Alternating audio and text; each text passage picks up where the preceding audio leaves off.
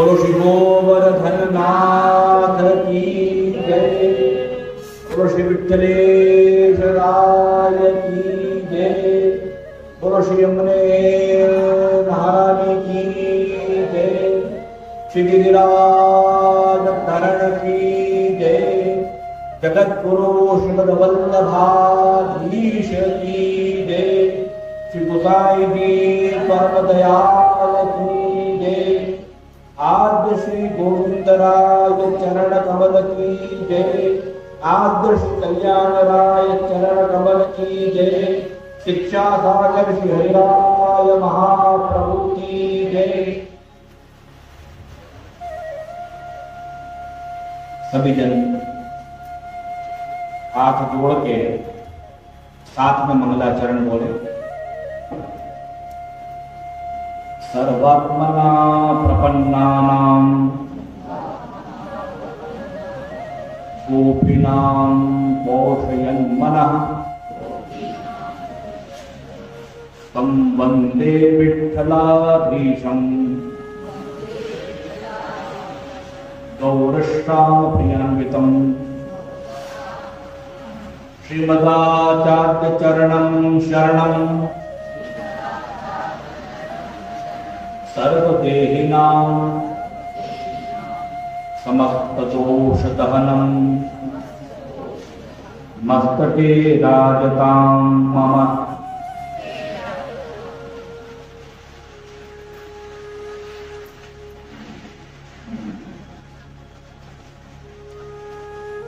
सृष्टि पुरुषोत्तम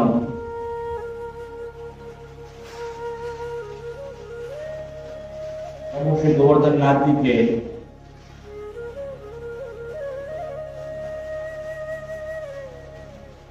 चौक में उपस्थित आप सभी परम भगवती वाल्लभी वैष्णव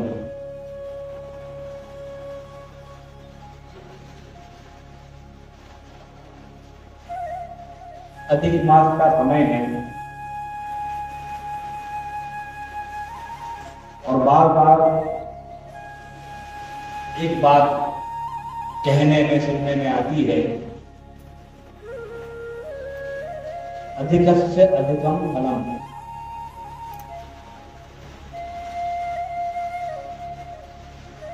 ये जो अधिक फल कहा, ज्यादा फल कहा, तो प्रश्न उठता है मन में कि ऐसा हम सृष्टि मार्गी वैष्णव का क्या कर्तव्य है। इस अधिक मास में हम ऐसा क्या करें कि जिसका हमें अधिक अच्छा अलौकिक आदि दैविक फल प्राप्त हो।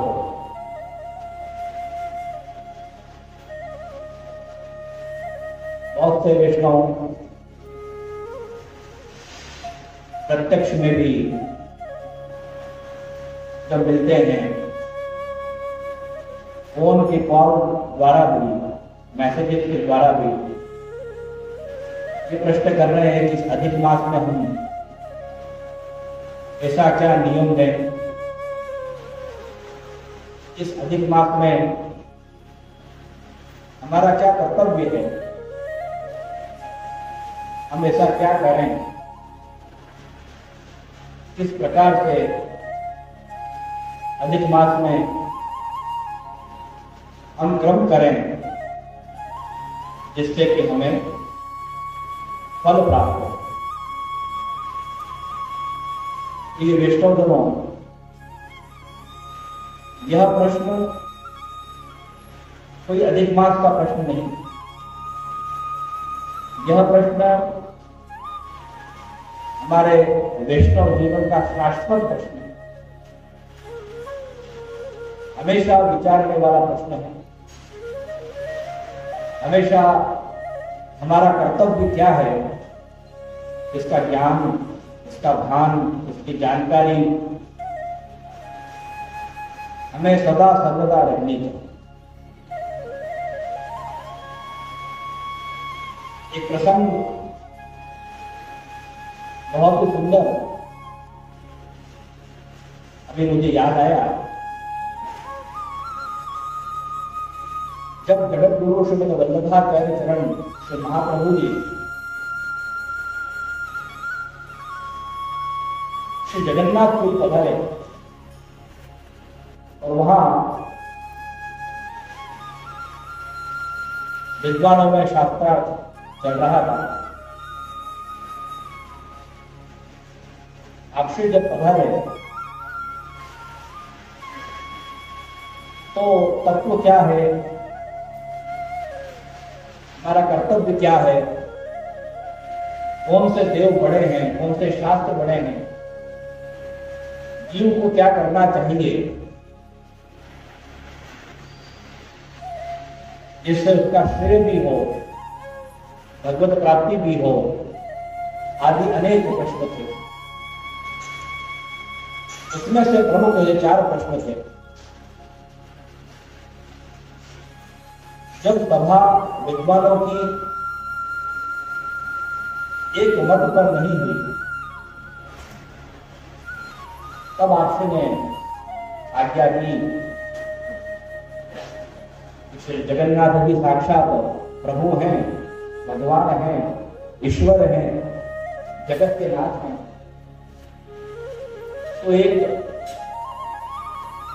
कागज कलम, एक लेखनी और हमने पत्र वहां पर रख दिया जाए और जिस प्रकार से वे आज्ञा करें वे सभी भगवतियों को, विद्वानों को, आस्तिकों को, श्रद्धावानों को मान्य होगा। मंदिर के द्वार कपाट बंद कर दिए गए और जब उस द्वार को खोला तो ठाकुर जी द्वारा आज्ञा किया हुआ एक श्लोक प्राप्त हुआ। श्री जगन्नाथ जी की बैठक चरित्र में इसका उल्लेख भी प्राप्त होता है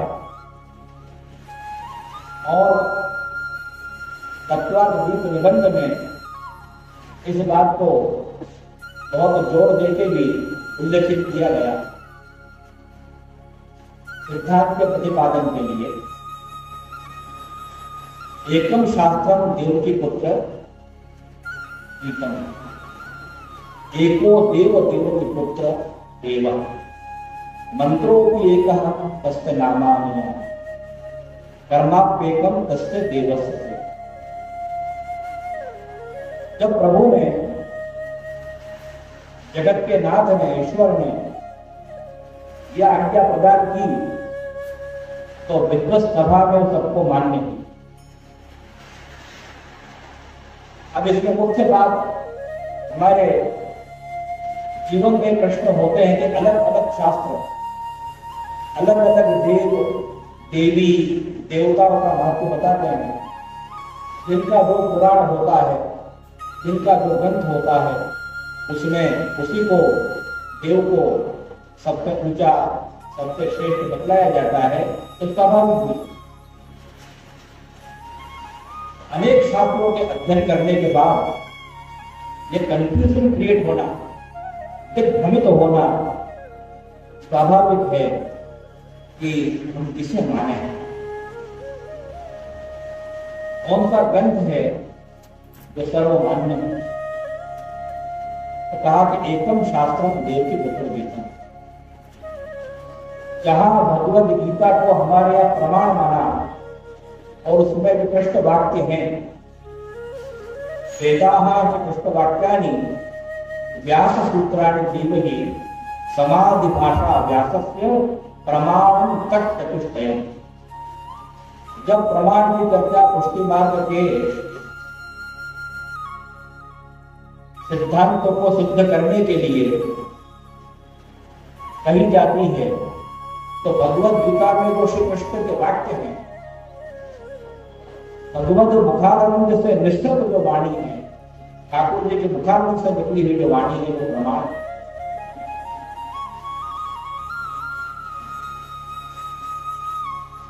और देव कौन प्रमुख? देवो देव देव के पुत्र एवं साक्षात श्री कृष्ण हैं जो देवादि देव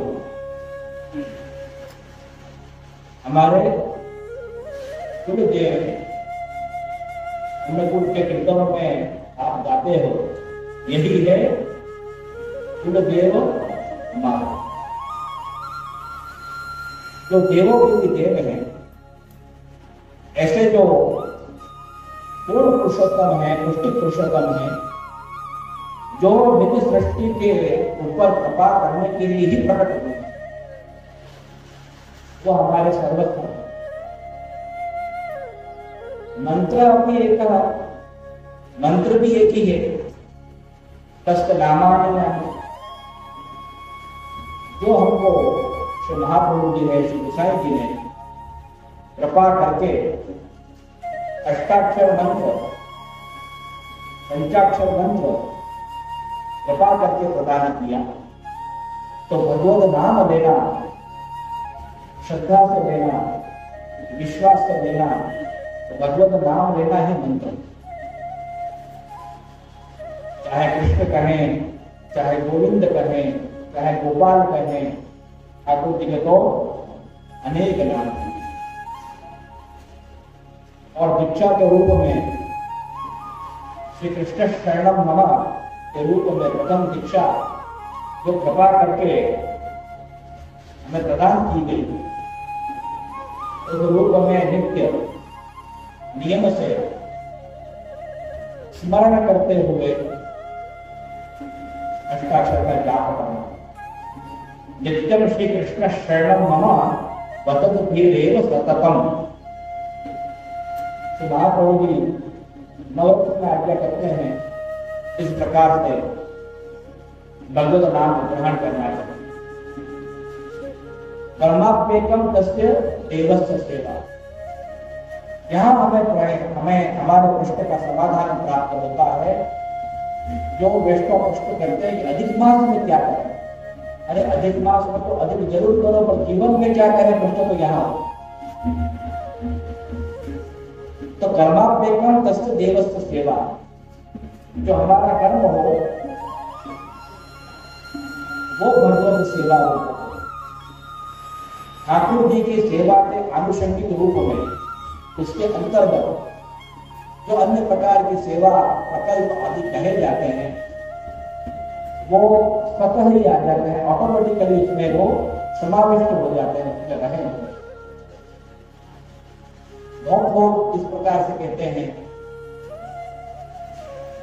कि ठाकुर जी की सेवा करने से क्या होगा, उससे ऊपर तो मानव सेवा है या गुरु सेवा है, या किसी का दान धर्मादा आदि कर दिया, किसी भूखे को भोजन करवा दिया, किसी दरिद्र को पैसा दे दिया, किसी बीमार के लिए दवा लिया है, वो जो सेवा है मानव सेवा आदि, वो ठाकुर जी की सेवा से कहीं बढ़कर है। इस प्रकार से भी जो लोग अल्पज्ञ हैं, कम समझते हैं, जानते नहीं हैं, सेवा शब्द को समझते नहीं है, इस प्रकार से बोलते हैं। या जिनको भगवत सेवा के अंतर्गत ये सब सेवा भी सम्मिलित है ही, पुष्टि मार्ग में कही गई है, इन लोगों को इसका ज्ञान ही नहीं, जिन्होंने पुष्टि मार्ग पढ़ा ही नहीं, जिन्होंने सत्संग किया ही नहीं, न वैष्णवों की सेवा की है, न गायों की सेवा में रहे हैं, न पुष्टि मार्ग की वार्ताओं में जिस प्रकार से इस सेवा के अंतर्गत अनेक सेवा के प्रकल्पों को भी कहा गया, बताया गया, जिन्हें जानकारी नहीं है तो उस प्रकार से कहते नहीं। तो हमारा प्रमुख और प्रधान कर्तव्य इतना है कि तस्य भगवस्य, जो ठाकुर जी हैं उनकी सेवा, कर्माप्येकम तस्य देवस्य, प्रभु की सेवा हम करें, वो हमारा कर्तव्य। तो इस अधिक मास में अधिक फल की प्राप्ति के लिए अधिक से अधिकम फलम, हम अधिक क्या करें हमें फल की प्राप्ति हो। बहुत कुछ किया जा सकता है, नेगेटिवली भी पॉजिटिवली, आध्यात्मिक रूप में भी कर सकते हैं और आदि देवी भगवत सेवा के रूप में भी कर सकते हैं। परंतु जब आदि देवी भगवत सेवा के अंतर्गत आध्यात्मिक वस्तुओं के क्रम को हम करते हैं तो उसमें पुष्टि मार्ग भी है, जो हम टच कहते हैं वो टच भी आ जाता है, सिद्धांत भी हो जाता है और शास्त्रों में कही हुई सब बातें परिपूर्ण होती है। प्रश्न उठता है कैसे? जब अध्यात्म स्पिरिचुअल लेवल के ऊपर जो मध्य की कक्षा, मिडिल की कैटेगरी हमारे यहाँ कही गई है, उसके अंतर्गत दान, व्रत, तप, होम, यज्ञ आदि जितने भी अच्छे सत्कर्म हैं, यदि वो हम करते हैं तो हमारे पापों का क्षय होता है और पुण्य उदय होते हैं, वहां तक की बात नहीं है। लेकिन ये सब करने से भगवान की प्राप्ति, भगवत प्राप्ति होती है, ऐसा तो नहीं कहा गया। जब हम पुष्टि मार्गी हैं और पुष्टि मार्ग कृपा का मार्ग है, तब इन सब बात को किस प्रकार से कहा कि दान, व्रत, तप, होम, यज्ञ आदि जो भी कर्म हम करें तो भगवत सेवा के पश्चात करें। भगवत सेवा के प्रसादी रूप माला, कंकु, चंदन, अक्षत आदि से पूजन का क्रम करें और मन में हमेशा ये भाव रखें कि करने वाला और करवाने वाला, कर्ता और कार्यता भगवान श्री कृष्ण हैं, प्रभु ठाकुर जी हैं, जिन्होंने मन में ये प्रेरणा देके हमसे ये सब कार्य करवा। तब कार्य करने का जो अहम होता है, घमंड होता है, ईगो होता है, वो हमको बाधक नहीं। ये तो हमने ये कहते सुना है, लोग दान करते हैं, अच्छे सब कर्म करते हैं और फिर अहम के रूप में उसका बखान करते हैं कि हमने दान किया, या हमने भूमि दान की, हमने गौ दान किया, हमने वस्त्र दान किया, हमने अन्न दान किया, हमने जल का भरा हमने दान किया, मैं करता हूं, मैं करता हूं, मैं करता हूं। तो उसमें अहम हमारा और बढ़ जाता है। तो जगत में प्रसिद्ध हम हो जाए, प्रसिद्धि हमको प्राप्त हो, इसलिए भी लोग करते हैं, कहते हैं। तो उसका जो मुख्य उद्देश्य है, पापों का क्षय होना, पाप का नाश होना, पुण्य का उदय होना, कोई प्रकार की मर्यादा भक्ति आदि की प्राप्ति होना, ये सब वो अहम भाव का नष्ट होना। अब जब हमारे लिए ये कर्तव्य के रूप में कहा कि भगवत सेवा करो, अधिक मास में अधिक करो और जीवन पर्यंत भगवत सेवा के नियम को ग्रहण करो, जो कुछ हमसे बन सकता है, ठाकुर जी की सेवा, गुरुओं की सेवा, वल्लभ आचार्यों की सेवा, भगवतियों की सेवा, वैष्णवों की सेवा, गायों की सेवा, ये सब ठाकुर जी हमसे करवाते हैं, इसलिए हम करते हैं। तब मन में सदा दीनता, निम्न भाव, विश्व भाव विद्यमान रहता है, बना रहता है। और हम कर रहे हैं ऐसा घमंड हमारे मन में आता है। बड़े बड़े राजाओं ने, महाराजाओं ने, ऋषियों ने, मुनियों ने जो कुछ दान दिया, जो कुछ दान दिया, तो वहां भगवत बुद्धि रखी, ये ठाकुर जी हमसे करवा रहे हैं, इसलिए हम ये अच्छा कार्य कर पा रहे हैं। तो भगवत सेवा करते समय भी ऐसा हो जाता है इन पर जिन विष्णु के घर में सेवा के कर्म बढ़े हैं, तो मनसा वाचा कर्मणा, हमारी वाणी से कई बार ऐसा निकलता है कि हम तो इतनी सेवा करते हैं, हमारे घर को नित्य इतनी सामग्री होती है, हम तो इतने विष्णु को प्रसाद दिलाते हैं, तो जहां कहीं हमारी उस भाषा में भी, शब्दों में भी, मन से भी, कर्म से भी जरा सा भी अहम आया, जरा सा भी घमंड आया, तो ठाकुर जी को उसी प्रकार से वो छटक जाता है जैसे आप दाल खाओ और गंदगी आपके मुंह में आ जाए। दाल खाने का जो पूरा उसके रस का आस्वादन है, उसका मूड है, वो बिगड़ जाए। तो ठाकुर जी को इतना सा भी अहम ये पसंद नहीं। महाप्रभु से हृदय चरण इस प्रकार की आज्ञा करते हैं कि तस्य सेवा अपोजीत यावत जीवम स्वधर्मतः न फलार्थम न भोगार्थम न प्रतिष्ठा प्रसिद्धि। अब जहां श्री जगन्नाथ जी ने परम ब्रह्म ने इस प्रकार से आज्ञा की और श्री महाप्रभु जी ने इसको प्रकट किया कि हमारा जो कर्तव्य है तो भगवत सेवा करना है, लेकिन भगवत सेवा भी किस प्रकार से होनी चाहिए, इसका विस्तार श्री महाप्रभु जी ने, श्री गोपीनाथ जी ने, श्री गोसाई जी ने, महाप्रभु श्री हरिराय करण प्रभृति आदि अनेक आचार्य बातों ने अपने अपने ग्रंथों में, अपने अपने टीकाओं में, वार्ताओं के प्रसंग में, भाव के प्रकाश में, कीर्तनों के माध्यम से भी, श्लोकों के माध्यम से, ग्रंथों के माध्यम से प्रकट करके हमको कृपा करके समझाए।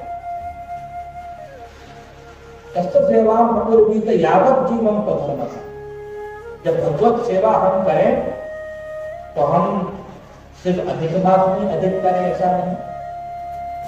उत्सव, त्योहार, मनोरथ आदि में विशेष सामग्री ठाकुर जी को होगा, विशेष श्रृंगार ठाकुर जी को धरा जाए, सुंदर सजावट करके, पुष्टि मार्ग के अनुकूल सजावट करके हम प्रभु को लाभ बढ़ाएं, स्नेह करें, प्रेम रक्षा भक्ति हमारे पुष्ट हो और उनके महाप्रसाद के रूप में वैष्णव जो आए हैं उनको महाप्रसाद दिलाना, ये भी हमारा सौभाग्य है। तो जब चर्चा मनोरथ की होती है, मैं बहुत बार इस बात को कहता हूं कि मनोरथ का मतलब क्या कि जिसमें श्री ठाकुर जी के भी विशेष सामग्री अरोगाने में आई, सुंदर सजावट करने में आई, सुंदर श्रृंगार बनाने में आए, माने राग, भोग और श्रृंगार जो श्री गोसाई जी ने आज्ञा की उसका भी पालन हो। आचार्य गुरु गोस्वामी बालकों को पधराकर वचनामृतों के माध्यम से पुष्टि मार्ग का रसास्वाद करते हुए उनके समाधान के रूप में आपकी उपस्थिति में ये आयोजन आदि करना और तत्पश्चात वैष्णव को यथाशक्ति यथा भक्ति महाप्रसाद दिवाना, सम्मान करना, समाधान करना, तब जाके मनोरथ पूर्ण हो। वार्ताओं में अनेक प्रस्ताव से इस बात को कही गई। तो इस रूप में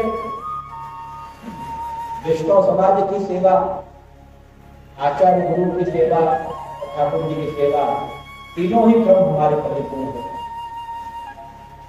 तो ग्रंथ की भाषा में लोग कहते हैं कि हरि गुरु वैष्णव के परायणता होना और उसमें भी लेश मात्र भी घमंड न आना, अहंकार न आना कि ये सब मैंने किया।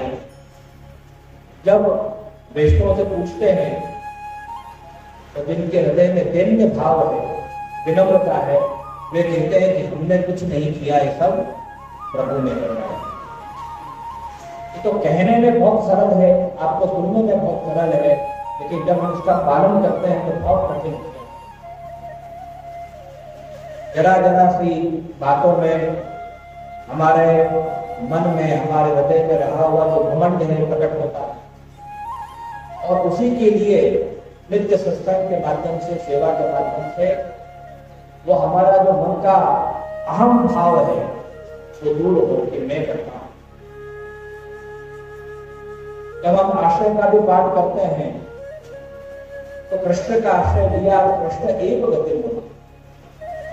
जो कुछ सेवा हम कर रहे हैं ये हमारी सामर्थ्य नहीं है, और जो हम श्री महाप्रभु जी की, श्री गोसाई जी की कहानी दे रहे हैं, जो ब्रजभक्तों की हम कहानी दे रहे हैं, उनकी कहानी से, कृपा से, श्री महाप्रभु जी की कृपा से, तो श्री महाप्रभु जी ने हमारा हाथ पकड़ के ठाकुर जी को कृपा है, तो उनकी कहानी से ठाकुर जी हमारी सेवा को स्वीकार कर रहे हैं, अंगीकार है। तो भगवत जी विष्णु इस प्रकार से कहते हैं कि हम सेवा में कृपा से हाथ पवित्र करें। सेवा को हमारा क्या सामर्थ्य हम कर सके, ऐसी जो दीनता हृदय से प्रकट हो, शब्दों से नहीं, शब्दों से प्रकट हो, मन में ये भाव नहीं हो तो भी हमारे में कोई न कोई 50 रोटी सेकी तेज आंच पे, बाहर से तो बस इनके अंदर से कच्ची है, जब खाने बैठेंगे आनंद नहीं है।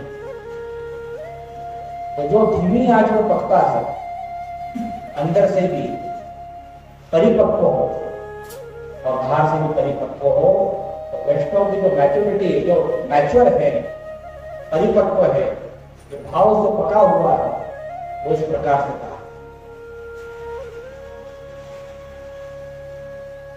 उसके बाद भाव का मार्ग, उसके बाद स्नेह का मार्ग। तो जब हमारे यहाँ हम भगवत सेवा कर्मक रूप में करते हैं और ये भी मन से निकल जाता है ये जो